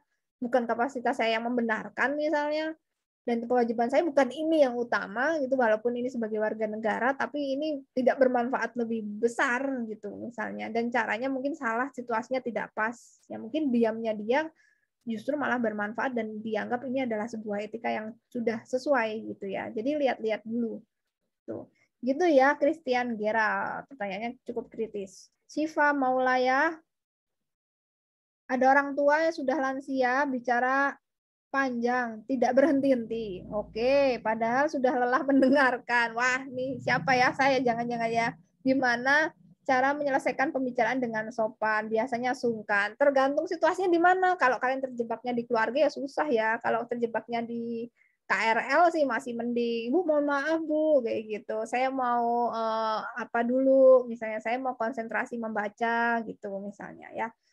Sebenarnya tidak apa-apa memotong, bilang, Bu, mohon maaf, saya sedang ingin ini Bu menyelesaikan baca ini dulu. Biasanya kalau di tempat umum saya bilangnya seperti itu. Ini saya ada tugas untuk menyelesaikan baca, nanti mau diskusi. Oh iya, maaf ya Mbak ganggu misalnya. Tadi sekedar sharing ya, biasanya gitu ya. Saya ada triknya gimana memutus di situasi tertentu. Kalau keluarga agak susah ya. Kalau keluarga udah tahu suka cerita panjang ya gimana caranya nggak kejebak di suatu situasi itu. Jadi kalau diajak ngobrol sama misal Eyang yang banyak cerita ya di kira-kira yang jam segini suka ngobrol panjang ya nanti dilihat gitu ya. Kalau bisa untuk menghindari ya jangan di situasi itu. Kalau udah terlanjur di situ misalnya gimana Bu? Suka ditanyain di keluarga, diajak dinasehatin panjang lebar. Ya mau gimana lagi kalau udah terjebak di situasi, namanya etikanya harus mendengarkan, ya didengerin gitu, didengerin sampai selesai dan mungkin ada suatu hal yang positif yang bisa kita ambil dari sesuatu yang tidak enak gitu ya. Sudah lelah, siapa tahu ada hal positif. Ingat sesuatu yang darkness, sesuatu yang nggak enak, sesuatu yang gelap, justru itu pembelajaran hidup yang sesungguhnya yang mungkin kita tidak sadar. Gitu ya. Dan ingat itu tidak akan selamanya kayak gitu terjebak situasi, pasti ada situasi yang nggak akan gitu lagi. Mungkin itu ada sesuatu pesan yang mau teman-teman dapatkan. Ya, lalu ada Melisa. Melisa, cara tepat menyikapi terlanjur punya etika tidak baik. Kalau dia teman dekat ya mungkin kita ingatkan ya teman-teman. Kalau teman dekat kan otomatis ada kewajiban kita gitu. Kalau enggak ya jangan. Misal kita bukan siapa-siapanya ya nggak usah gitu ya. Ya mungkin bisa dicontohkan dari perilaku kita sehari-hari aja udah cukup. Kalau sampai harus menegurnya cukup dalam, lihat-lihat orangnya ya. Pertanyaan lagi nih, Noviana, dikit lagi ya. Kok sama semua pertanyaannya teman-teman? Gimana keterikatannya? Tadi sudah saya jelaskan ya, mungkin nanti bisa dicek ulang lagi. Ada Cesi, di Jawa Timur dianggap kasar ya kata-kata. Oke, saya juga dari Jawa Timur ya, adik saya dua-duanya dari Jawa Timur. Beda sama yang di Yogyakarta. Pas bicara, gimana berbicara kasar dapat dianggap melanggar moral. Oke, berbicara kasar dianggap tidak bermoral. Kembali lagi, kasar tuh kasar yang gimana ya teman-teman? Kalau misalnya kasarnya kasar yang menghina dan itu merugikan orang lain sih iya, tapi kalau kasarnya dalam artian cuman intonasi yang kenceng kan dia tidak ada muatan negatif seperti memojokkan, menghina, membuli, itu kan tidak masuk kategori kasar yang negatif, tapi kasar itu yang gimana dulu, yang mungkin persepsi kasarnya berbeda-beda. Kasar itu bisa jadi karena suaranya keras, dianya tegas, tapi muatannya tidak seperti itu ya kita tidak bisa kategorikan kasar yang negatif value gitu ya, berbeda. Buat saya kembali lagi ke esensinya apa sih yang mau disampaikan gitu ya. Jadi kembali lagi ke nilainya dilihat dengan benar. Gimana menyikapi yang kurang baik tadi sudah, etika berubah, siapa menemukan apakah etika baik dan kurang baik dapat berubah. Ya bisa berubah teman-teman, etika itu pasti akan berubah sesuai dengan zamannya. Tuh ya.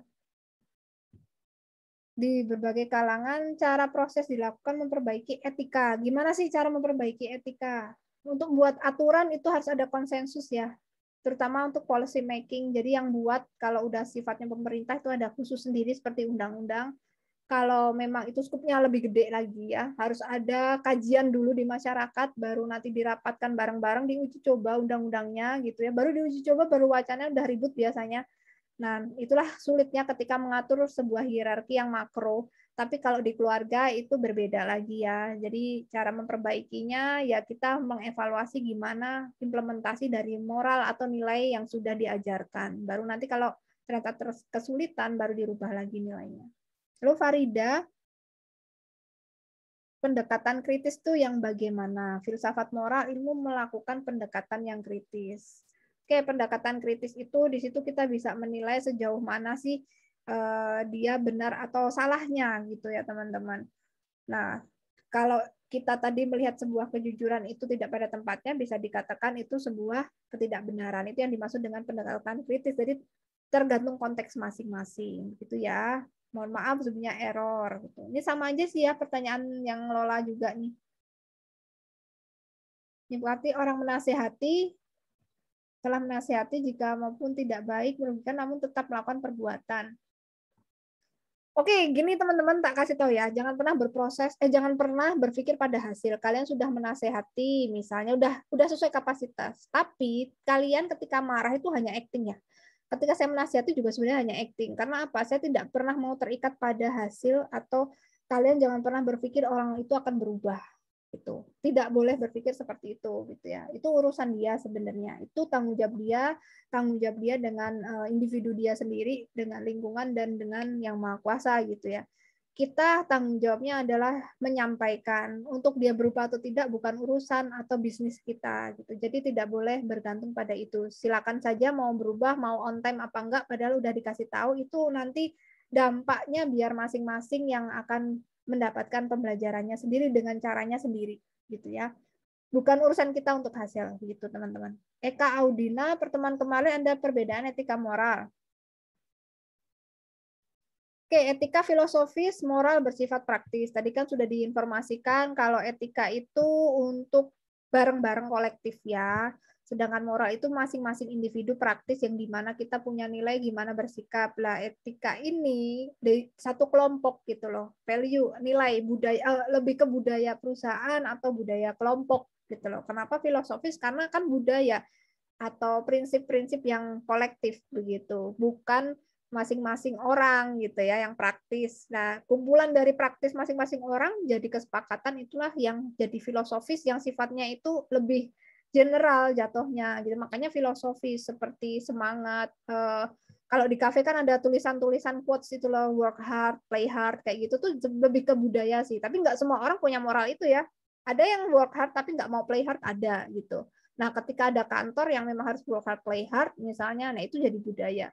Itu yang disebut filosofi. Tapi nggak semua orang pakai filosofi itu. Tapi disuruh dibentuk seperti itu etikanya gitu ya. Walaupun moralnya beda-beda nanti orangnya, prakteknya. Makanya praktisnya berbeda-beda. Gitu ya. Oke teman-teman, itu udah selesai semua yang sudah kalian tanyakan ya. Mungkin cukup sekian.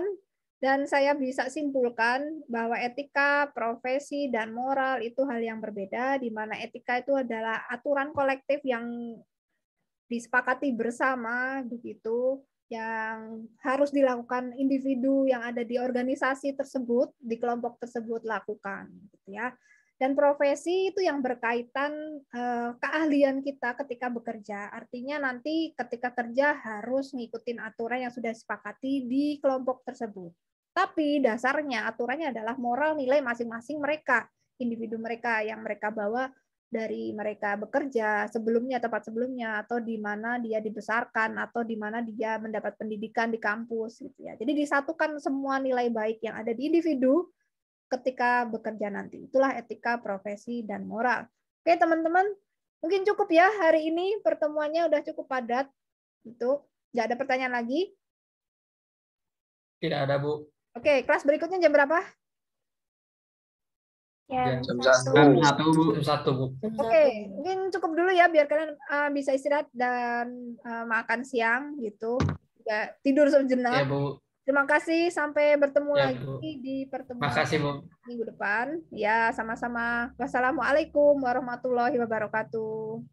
Waalaikumsalam warahmatullahi wabarakatuh. Terima kasih, Bu. Terima kasih, Bu. Alhamdulillah.